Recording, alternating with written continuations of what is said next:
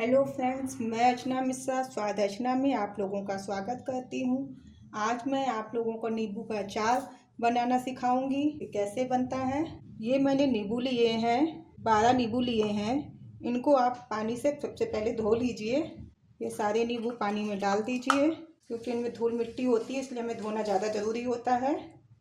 आपको नींबू हमेशा जब भी लेना है इस तरीके से देख के लीजिएगा कि उसमें दाग वगैरह ना हो, वरना अगर नींबू में स्पॉट वगैरह पड़े होते हैं जैसे कहीं पर इधर उधर, तो वो नींबू जल्दी ख़राब होता है।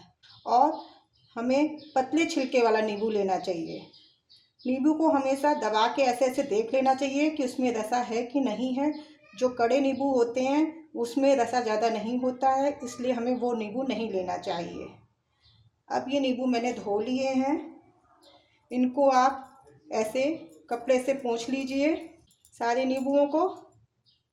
तो फ्रेंड्स, मैंने इन नींबू को धो करके और साफ कपड़े से पोंछ करके धूप में 5 मिनट के लिए सुखा लिया है। अब ये नींबू पूरी तरीके से सूख चुके हैं। अब चलिए मैं नींबू का अचार रखना शुरू करती हूँ। सबसे पहले हमें नींबू को काट लेना है। मैं नींबू को काट करके इस मर्तबान में डाल देती हूँ। इस तरीके से नींबू 4 हिस्से कर लेने हैं। अब नींबू कट के तैयार हो गए हैं। अब आप मसालों को कूट लीजिए। मैंने ये 1 चम्मच सौंफ लिया है, इसको इसमें डाल करके थोड़ा सा दरदरा कूट लेना है। ये 1 चम्मच जीरा लिया है, इसको भी इसमें डाल के दरदरा कूट लीजिए इस तरीके से। अब ये हमें इसमें मिला देना है।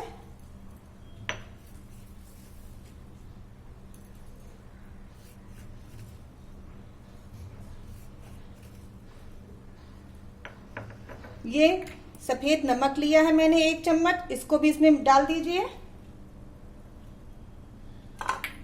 ये काला नमक लिया है मैंने, ये काला नमक 1 चम्मच है, इसको भी आप मिला दीजिए। सफेद नमक और काला नमक दोनों बराबर बराबर लेना है। और ये कश्मीरी लाल मिर्च है, इसको भी आप डाल दीजिए, ये कलर लाने के लिए है।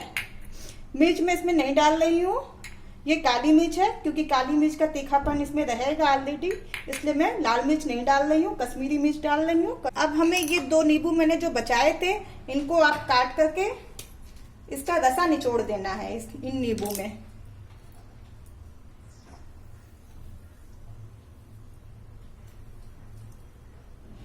इस तरीके से ये रसा इसमें जाएगा तो नींबू अच्छे से और गल जाएंगे। क्या करना है, इसका ढक्कन बंद करना है और इसको हिला देना है इस तरीके से, जिससे कि इसके सारे मसाले नींबू के आपस में मिक्स हो जाएं। ये मैंने हिला दिया है। ये देखिए, मसाला धूप में रख देना है जिससे कि ये नींबू गल जाए। ये नींबू जब गल जाएंगे तो ये आधे हो जाएंगे। अभी ये पूरा भर गया है, गलने के बाद ये नींबू आधा हो जाएगा।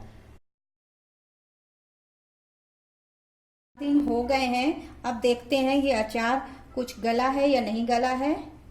देखिए, ये नींबू हमारे गल से गए हैं। ये देखिए, ये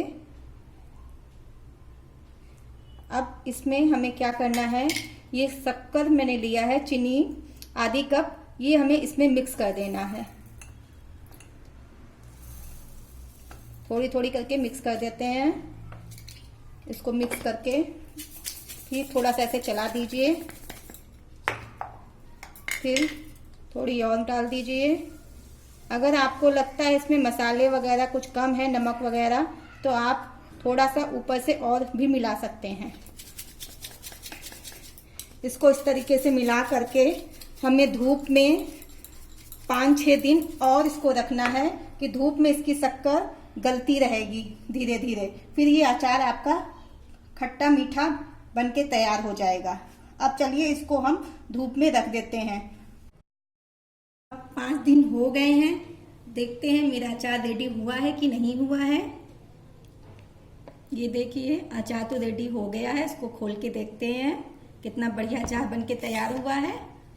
ये देखिए, अचार गल चुका है पूरी तरीके से। ये देखिए, मैं आपको दिखाती हूँ। वाह, कितना बढ़िया अचार बनके तैयार हुआ है। ये देखिए, अब ये खट्टा मीठा अचार आप खा सकते हैं।